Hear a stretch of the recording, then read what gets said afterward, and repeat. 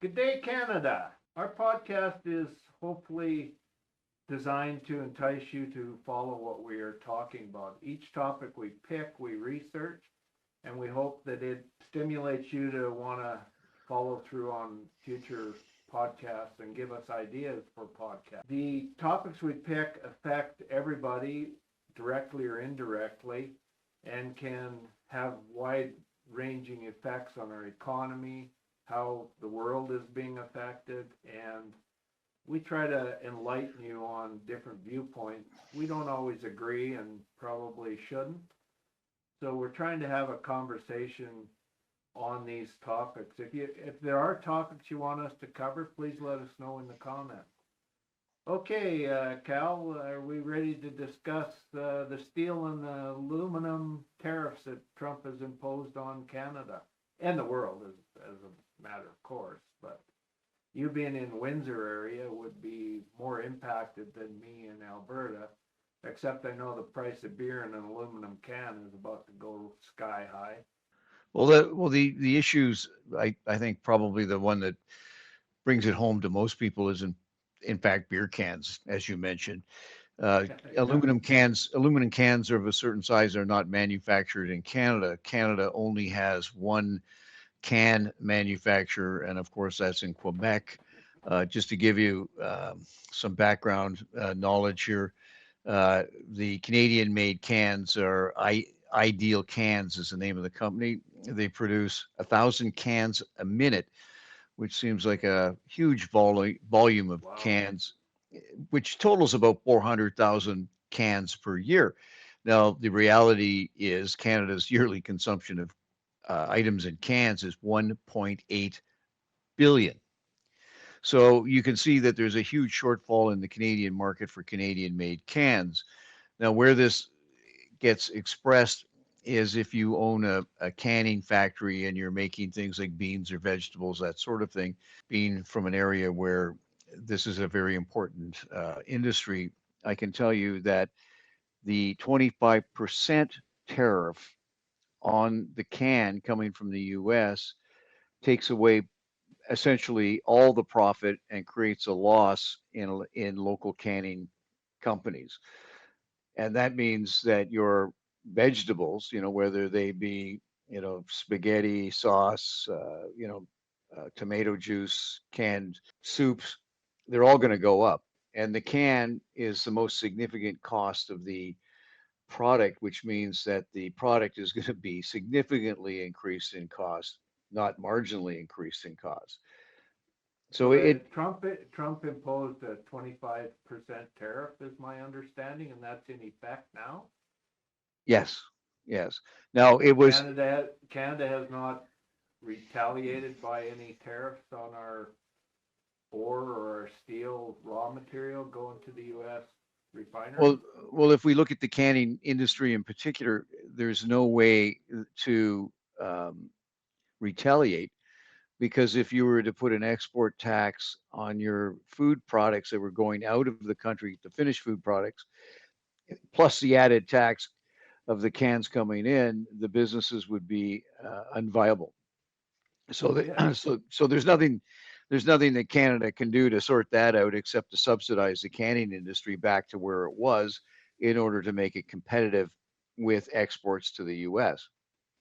That, of course, the other side of that coin is to add a 25% tariff on the costs of imported canned and food products, which again will increase the cost to the Canadian consumer So and that hurts create a us in our pocketbook if we take yes, retaliatory measures. yes, and so everybody ends up losing from the tariff scenario. Now the other way to look at this is you have to find a product that the Americans have not put a tariff on and ask yourself why have they not tariffed these particular products, and that's because they want them. And what they want is our raw mineral exports and our oil and gas exports. Now, talking about the raw ore, it's probably the same as in the oil industry where foreign companies, mostly Americans, like 65 to 75% of corporate Canada is US owned. These US companies get the raw material, and they also influence the price we're getting paid, because the grade differences are set by them, as so that even though there's a world price set for, let's say, iron ore, they can get it cheaper to their head refinery in the US by saying it's not as high a quality ore. Now, if that's the case, these US companies are shipping across US to the US all this raw ore, and then taking the big bump in profitability from the ore to refined product, and then shipping it back to Canada, where we pay a premium to the US companies. The methodology that I see going on at a corporate level is kind of dubious, because a lot of the corporations here in Canada pay very little in taxes, because they take a loss on the books and don't have to pay corporate taxes federally. Now, that they can manipulate through loans back to from their parent company to the operating company. They can pay out higher admin costs, like CEOs that are usually foreign-based CEOs or management contracts, etc. Is this going to be a tool that we can use in dealing with shipping raw materials to the US, and maybe try to shore up that foreign ownership might be part of the problem as well in Canada? I mean, that was the big basis of the National Energy Program. It wasn't just about oil and gas. It was to say that at least 50% of corporate Canada had to be Canadian owned and controlled. What's your take on that? Obviously, that didn't work. Like it's, Well, you know, like that's it's, because of yeah, gaslighting. The Americans pumped a lot of money into politicians' pockets to ensure that didn't happen. But that's another story in and of itself, I'm sure. but getting back to the only way Canada can retaliate against U.S. tariffs is to put an export duty or tax on the products that they want. So, for example, 56% of Canada's mineral exports in 2023 went to the US. Our next biggest trading partner is China with 7%, which is Wow, big a difference. big difference, which means essentially that for our mineral products, we only have essentially one customer. Right. So, and our customer, you know, the US has decided not to put a tariff on those imports of resources that they need in order to produce the products that they then want to sell back to us. And they don't want to buy the product, the finished product from us. So the only rational way in which to even the playing field is to put an equivalent tax on the export of the raw materials. That goes across the board to things like softwood lumber, and in particular, oil and gas. You know, because the U.S. again is our biggest exporter of oil and gas. We send more oil and gas to them than anywhere else in the world, like 97%. It's the only way Canada can say to the U.S., okay, you know, you tariff us, we tariff you, and you know, we both suffer. You know, we're buying the finished product back from the U.S. We can, yeah, it's pointless to tariff that, because all that does is add to the cost of living for the average Canadian. So it's, I get a kick out of these politicians who are saying things like, we're investigating ways in which we can deal with these tariff issues. There aren't that many ways that you can deal with this. If you start subsidizing your industry to pay the tariff, then it'll be a long-term negative impact on And it's a both. burden on taxpayers too. Of We would course. have to end up paying it. Now, I did see an article where Carney announced that part of this strengthening Canada trade within Canada bill that was just passed, he was also calling on Canadian CEOs to step up to the plate to help build a stronger corporate Canada. That is something that really should be discussed, because in essence, it's just a rewording of the National Energy Program. And people are believing that that is a way of strengthening Canada. I'm trying to find the article on it right now, but it was very important that we understand that Canada CEOs are behind Carney doing the program of making Canada more conducive to business trade between the provinces. The problem is, how do we as CEOs compete against American CEOs when the companies are owned by Americans and they're selecting who's going to be the CEOs in Canada? It creates a problem. I'm not sure what he's talking about, but it seems like more worthless lip service to the people who aren't enjoying multi-million dollar salaries. Exactly. If somebody says to at the head of a major company, we would like you to pull your weight within Canada and do something for Canada, like lower your prices or source your materials here or that sort of thing, what's going to happen is the shareholders are going to say, no, no, no, we're interested in shareholder value. And the CEO is going to say, I get a bonus for turning a profit. I don't get a bonus for, helping to row the boat.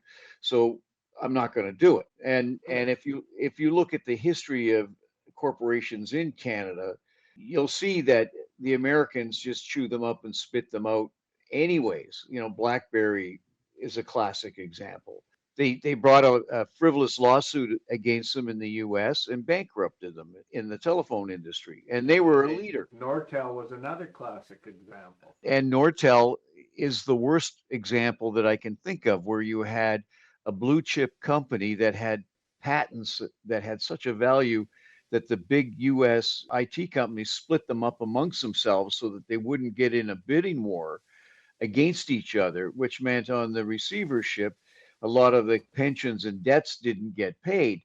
And the reason it went into receivership in the first place was the American CEO recently had been appointed, looked at the books and saw a huge, $250 million reserve for future litigation. He moved that into the quarterly report, paid himself over $70 million in bonuses, and then refused to file the financial returns, causing the company to get struck off the stock market.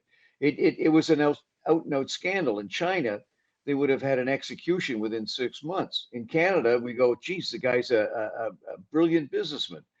So Well, Carney. Canadians don't have a trust in Canadian CEOs either, and part of that is they don't realize that these CEOs, most of them operate U.S.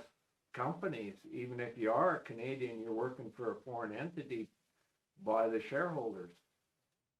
In the throne speech from an MSN article, in a speech from the throne, the Prime Minister set his expectations for Canadian CEOs: greater collaboration across industry and government to advance projects of national importance, notably energy infrastructure, more Canadian business expanding into new markets in Europe and Asia, diversifying trade and supply chains, and strengthening Canada's global presence.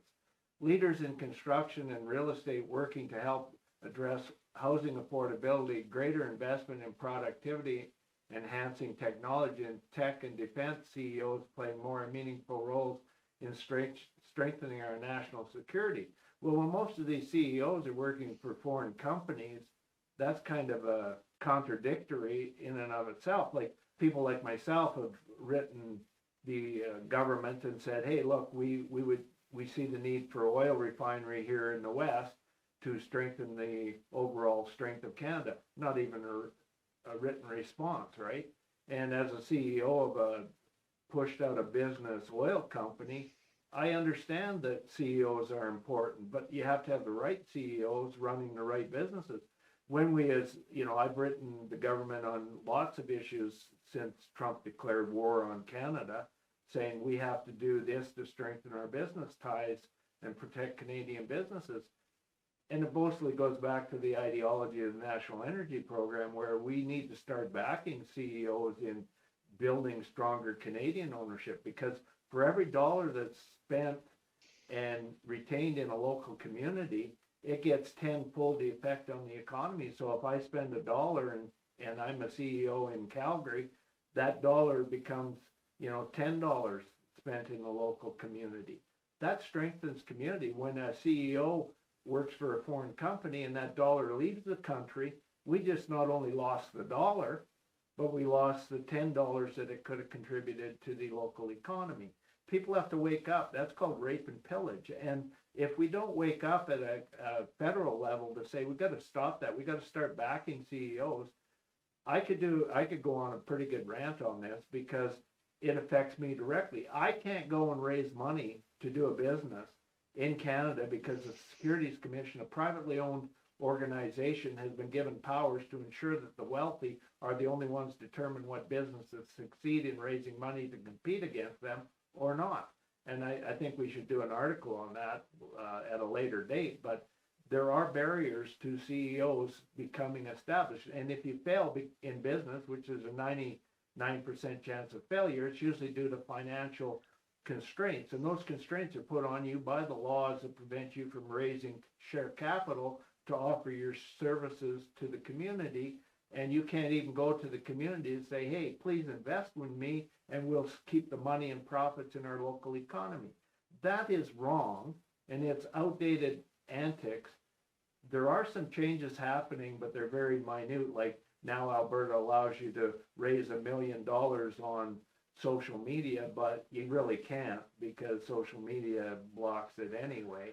So we have some other issues that are systemic. If they want CEOs to actually take control of corporations in Canada, we got to deal with a whole entourage of background legislation that is antiquated and really opposing the expansion of business across Canada.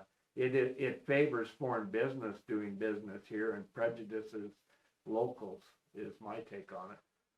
I'm not sure what your take is on. Please in the comments, let us know what you think of it. What's your take on it, Cal?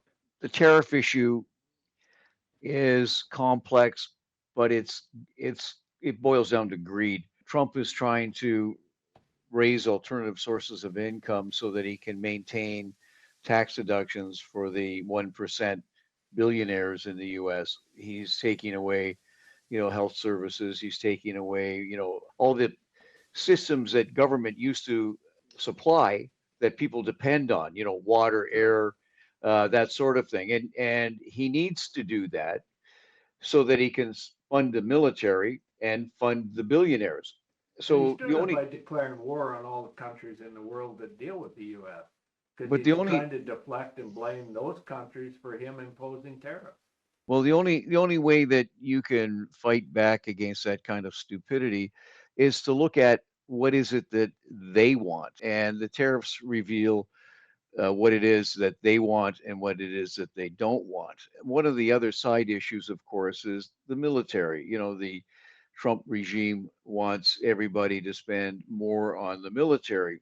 The military, from a Canadian perspective, is pretty much useless.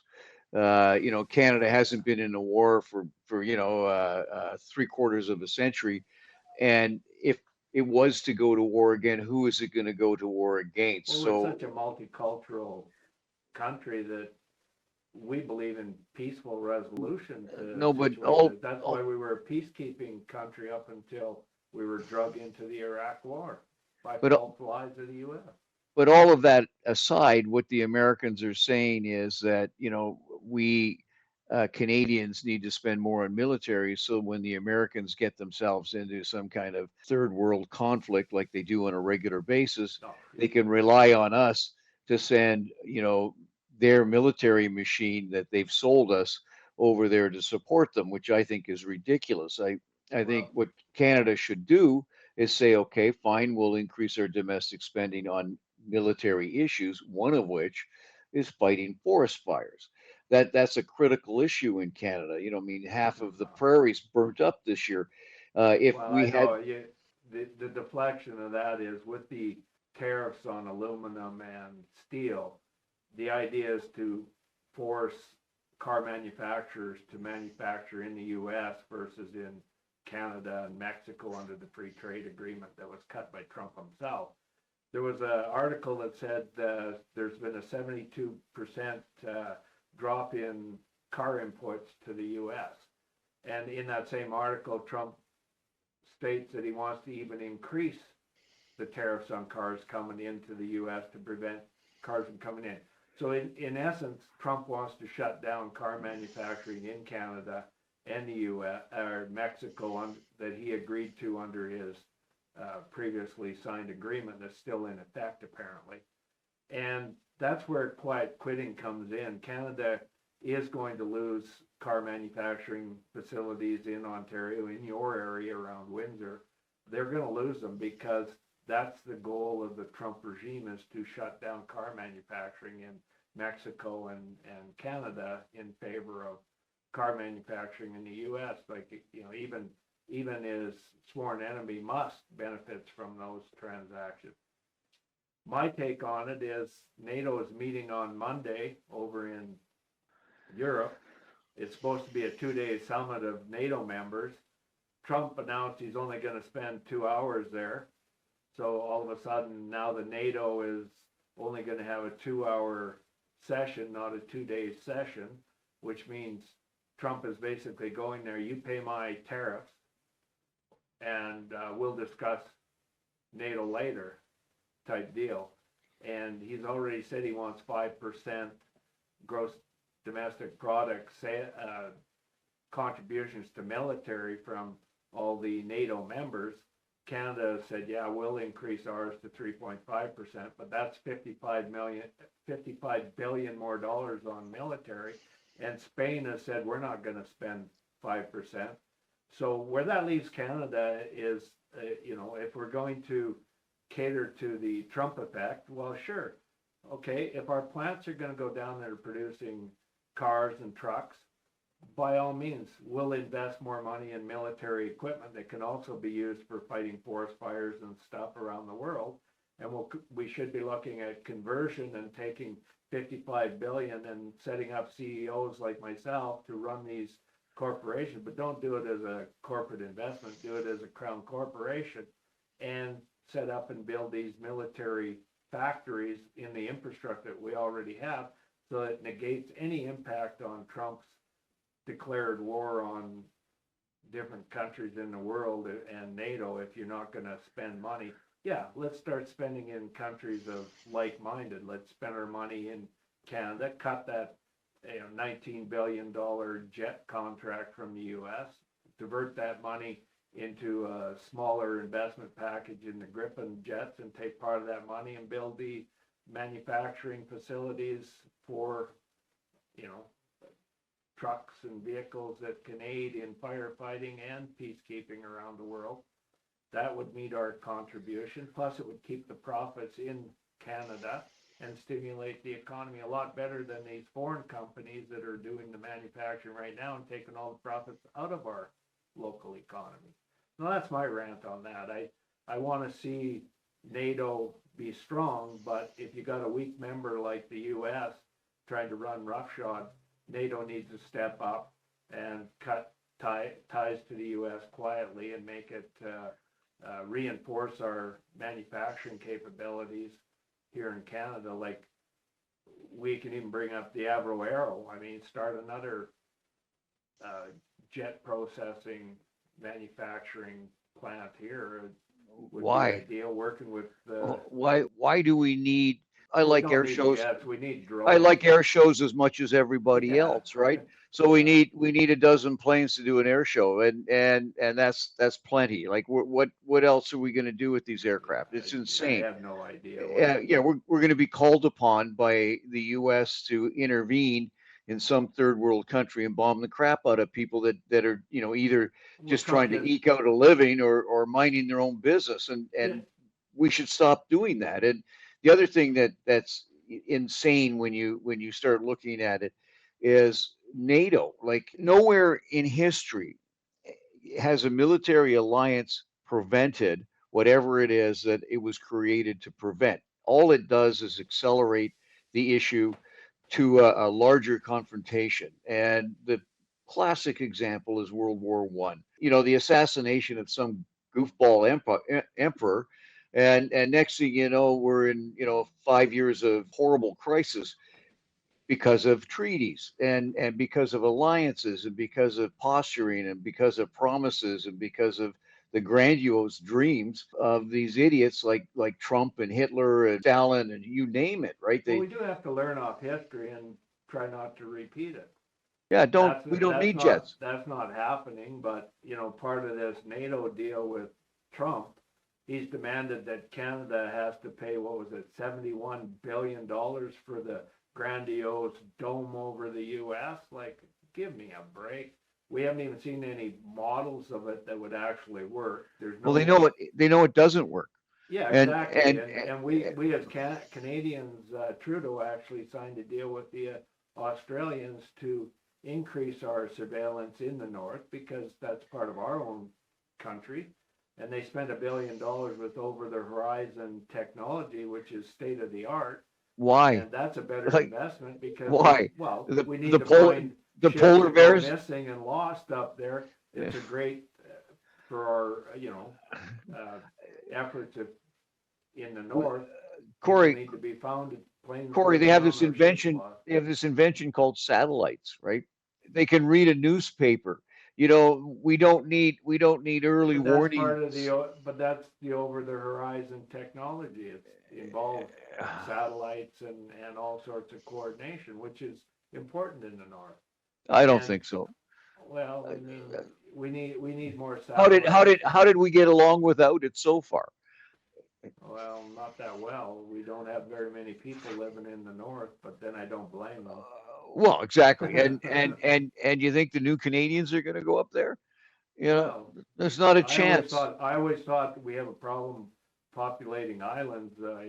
I personally think maybe we should use one of the big islands up there in the north and use it as a penal colony.